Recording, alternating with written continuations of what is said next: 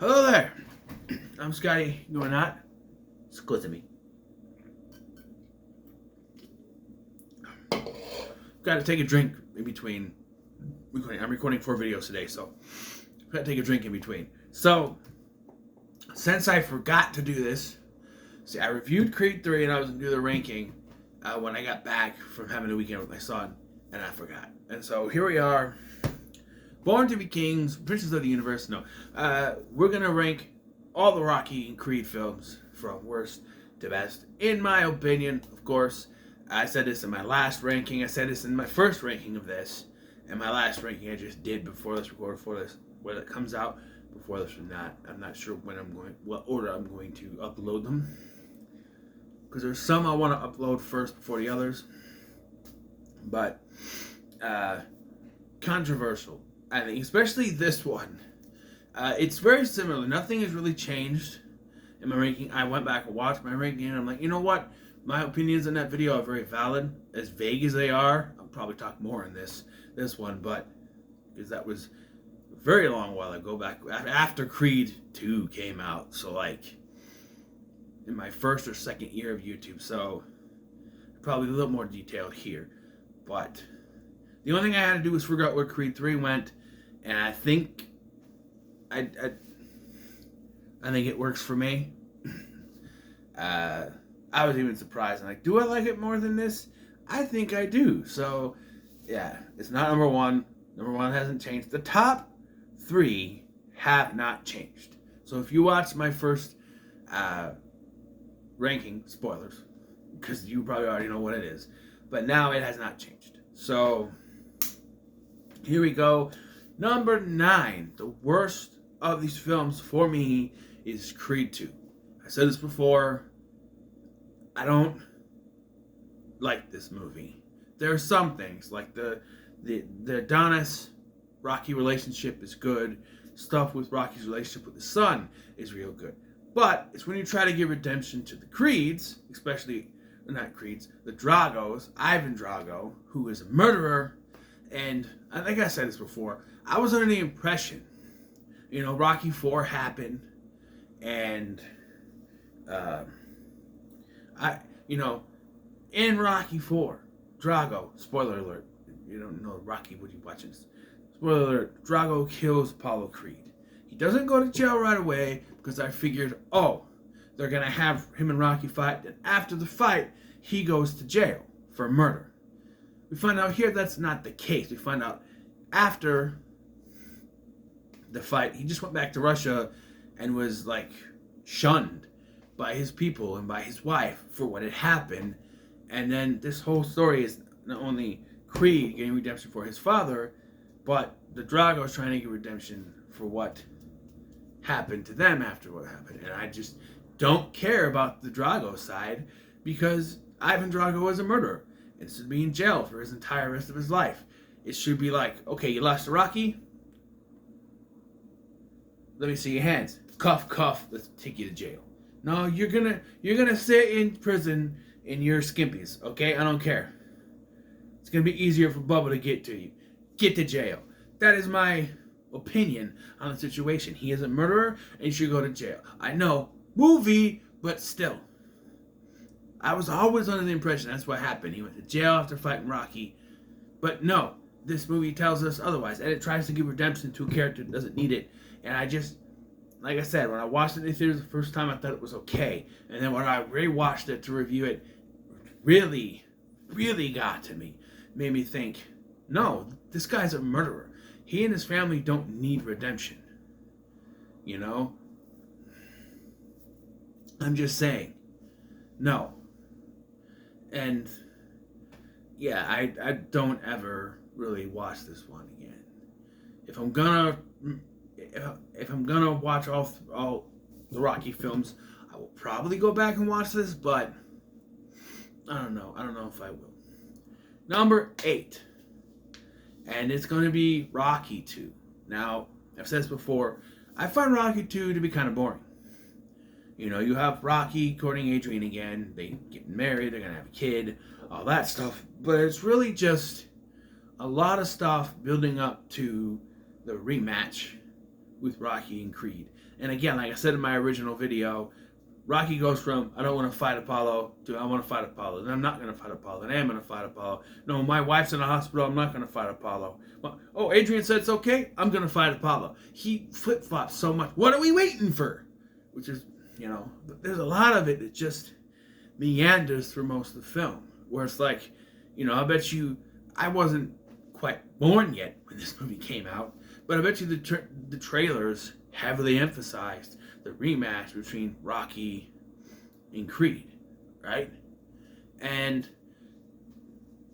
I bet people go in and they're watching this and they just had to sit for the longest time waiting for the final act of the film for that rematch, waiting to even build to it, to even acknowledge they're going to have a rematch because there's so much. And I know Rocky itself was a drama, and the one thing I can say is that they did the right thing in making each film a little more 80s-esque, putting more into it, making it a little more goofy, just adding to it. If you had every film be a serious drama, I don't think it would work as well for a franchise as it would when you just make it goofy. Like, some people criticize 3 and 4 for going a little too off the rails and too goofy, for Rocky 3 being a little goofy. We'll talk about that in a little bit. Being a little goofy. And then Rocky 4 being like super 80s action hero montages every 5 minutes. Every 10, 15 minutes, but still. But it kept your attention, right? If they kept going with this drama angle for all the films, I don't think it would have worked. And that's why I never, And even Rocky fighting Creed again and winning, to a point, takes away everything from the first film. It's like, okay, the whole point of the first film was going the distance, was proving he can hang bell to bell with Apollo for 12 rounds and get it and survive. Not beat him, but survive, and he did it. This one, they're going to have a rematch and he's just going to win. And to a point, it does take away from, that first one. He went the distance. Well, he's going to do it again, and this time he's going to win. Okay. Well, then, why couldn't he just win the first time? I know that's not the point, but he was just going to fight him again and win. What's the point? It's like even watching real wrestling, Or not real wrestling, but wrestling in real life, I should say. Where you're like, oh, this guy loses this match, but he's going to beat him in the next one. Why couldn't he just beat him the first time then? It's like, oh, he's going to lose his first title match against this guy, but he's going to win the next one. Just have him win the first one. It's frustrating, and, that is planned out. So we're writing scripts for movies. Those are planned out. So it's like, what can we do to continue the story? Let's have him win this time. But you could have had him win the first time. I know that's not the point of that movie. I keep saying that. It's about going the distance. I know, but still. Number 7 is going to be Rocky 3. Like I said, we're going to talk about it. I was kind of shocked that I put it this low, but then when I started talking about it, yeah, it's schlocky. It's goofy. I do enjoy this. From this point on, I can enjoy a Rocky movie. I can have fun with this one. But Mr. T is full 80s with his, I want to fight Balboa. I want to get Balboa in the ring. I want to fight Balboa. And he does this. This is what he does. I want to get Balboa. I want to fight Balboa. Balboa can't handle me. He ain't the man. That sucker, that fool. I pity that fool. I can take that fool down. The whole thing. And then you just got, Hulk Hogan in here. There's Thunder Lips, baby. And the whole thing with that. Didn't even really need that. When you rewatch this movie, that whole thing with Hulk Hogan, Thunder Lips, the whole thing, you could take that out. That's nothing to the story. It is, it's just 80s cheese right there. And even Rocky's a little different than he was in the first two. In the second film, there's a whole thing about him being illiterate. He can't read cue cards. He can't really talk on camera. Now he's going up there, he's doing press conferences and saying, I think I might retire. And there's even his grammar's a little bit better. But, I don't know. And, I don't know, I just feel like this is the start of those Rocky movies where, to be fair, they don't do it often as much. This is one of those things where he fights Clubber Lang, loses, and then goes on to fight him. And it's like, well, it's like we're doing the Apollo thing again. Has his first fight, loses, and then goes on and then wins in the end. And again, you're sitting there thinking, why didn't he just win the first time? I know the whole story-based reason is that he was basically Mickey was jobbing out fighters to him, basically. And that's why Rocky was winning. But now Clubber Lang is a legitimate fighter, and now it kicks his ass. And then Mickey has a heart attack. That complicates everything. And then he gets, back and he trains with Apollo Creed and goes in. I understand that, but it's one of those things where, like, if you're building to the first one was building to that fight with Apollo, and even the second one, as boring as I think it is, was building to that fight. If you did something like that, like he's doing press appearances, building to his fight, and needs some training montages, like Rocky IV does, then I think it would have been better than having him lose, and then having him, maybe he goes to have the fight with Clubber Lang, but Mickey has his heart attack after being pushed, and they have to cancel the fight. And Rocky doesn't know if he can go through with the fight, the rematch they've rescheduled, or the rescheduled fight doesn't even go through with it, and Apollo trains him, and then he goes in there and he wins. Maybe Rocky didn't need to lose. Who knows? Scusi. Maybe that'd be a little bit better. I don't know. But number 6 is Rocky V, which I see people put as the worst of all the Rocky films. I really don't see it, man.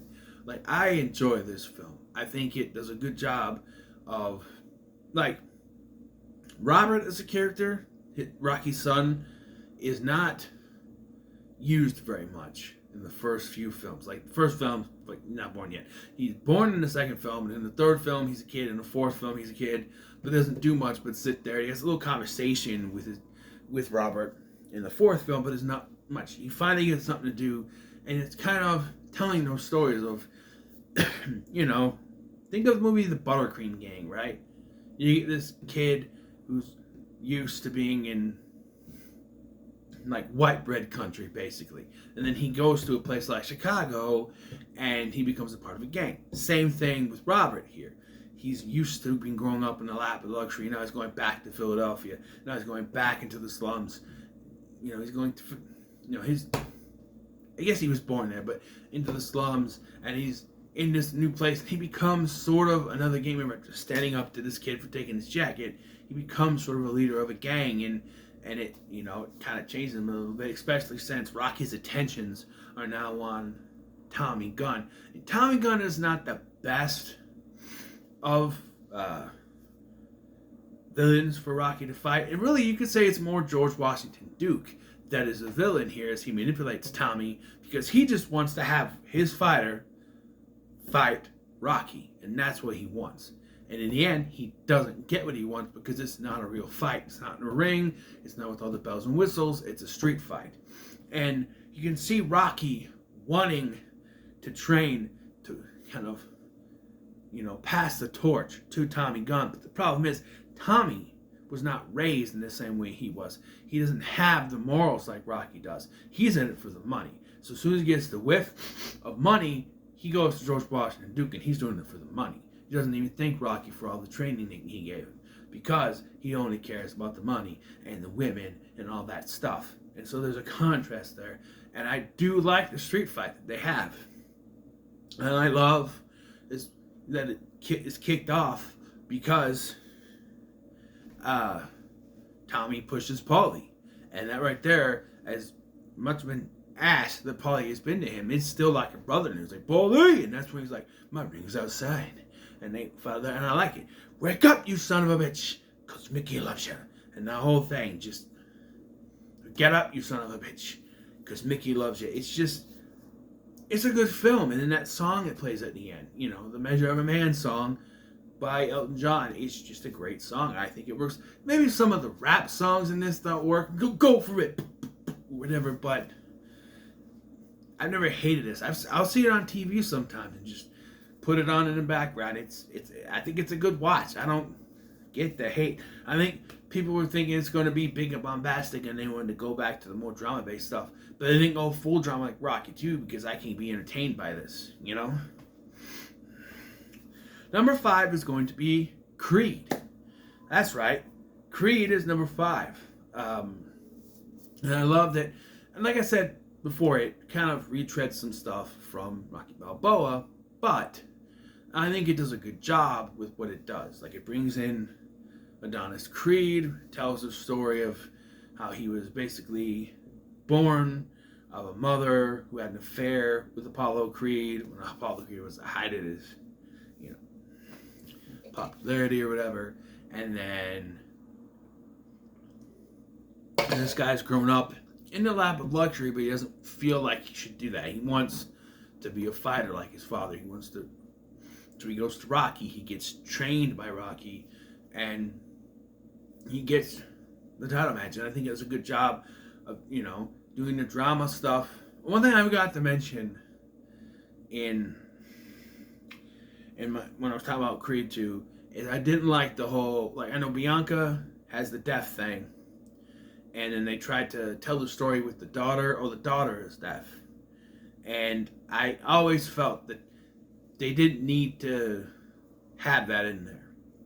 Like, there's no need to make a character deaf if the story doesn't call for it. And Creed 3, we'll get to that in a minute, doesn't really utilize the deaf thing. Like, she's at a deaf school, but otherwise doesn't do anything. Here, you have that kind of connection. She wants to do her music, but she knows she's going to lose her hearing, and that connection with her and Donnie, and, you know, it works. They have great chemistry together, and Rocky is a trainer. You know, the whole thing with Rocky and getting the cancer or whatever, it is kind of out of left field. It's never mentioned again in the franchise, but I think it's great contrast. Like, hey, you keep fighting, I'll keep fighting. That sort of thing, and it works. Number 4 is going to be Creed 3, and I really had to think about this because I didn't realize until I was writing it down, like, is Creed 3 better than the first one? I think it is. I think the villain, there's not really a villain in the first film, and I said my piece on the villains in the second one.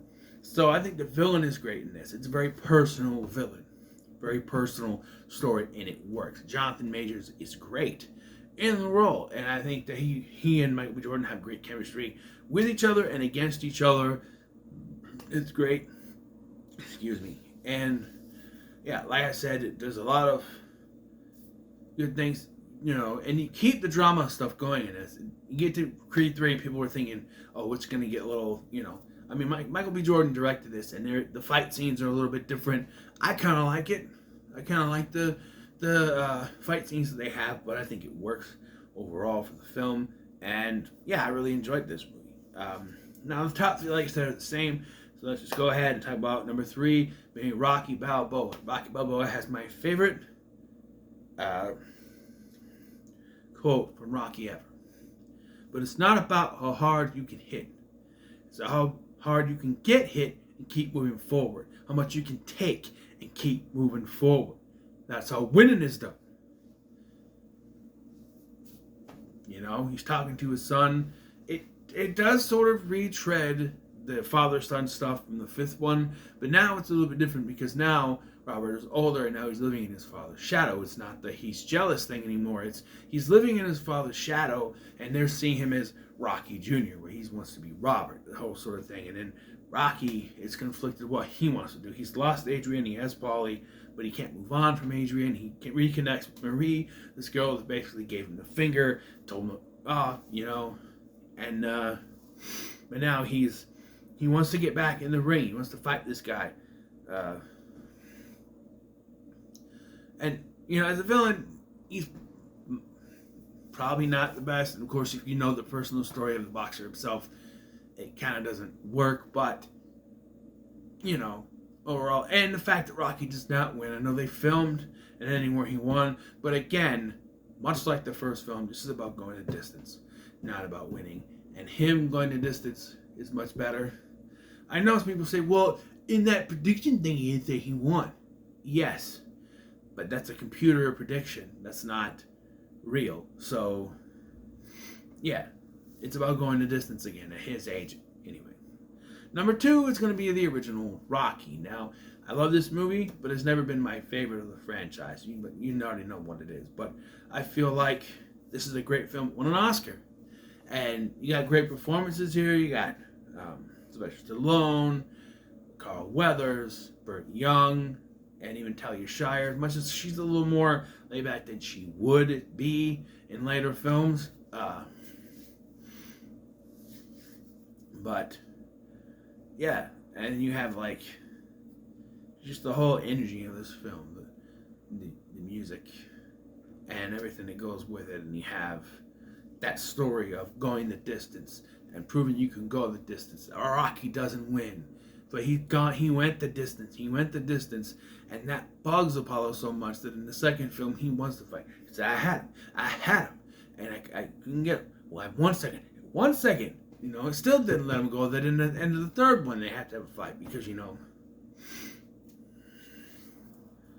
because he won, but he didn't win by knockout. He won by decision. So, split decision. So yeah. Number 2. Number 1, of course, is Rocky 4. How could I not? How could I not? This is my favorite Rocky film. The training montage to the over the top villain. If he does, it does. The whole thing just, everything he hits, he kills. The whole thing, just everything he hits, he destroys. The whole thing. And just Rocky is up to the top. He's a little bit cheesy in the fourth one, but here he's a little more down to earth. There's everything around him is kind of goofy, but it don't go as goofy as Thunder Lips, baby. You have the whole living in America thing with Apollo, and that's another thing, is that while Thurman was goofy, you had a death, you had Mickey's death, and here it gets a little goofy, but then Apollo dies. Drago should have went to jail right away, but I'm not talking about that. I just think that this movie is better to me. I have a lot of fun with this movie. This is one I can rewatch whenever, put it in, have fun with it. And to me, it is the best film in the Rocky Creed franchise. So, what are your thoughts on my ranking in the comments below? Like, share, subscribe. What's your ranking of the Rocky and Creed movies in the comments below? Thanks for watching. I'm Scotty, and I'll see you in the next one.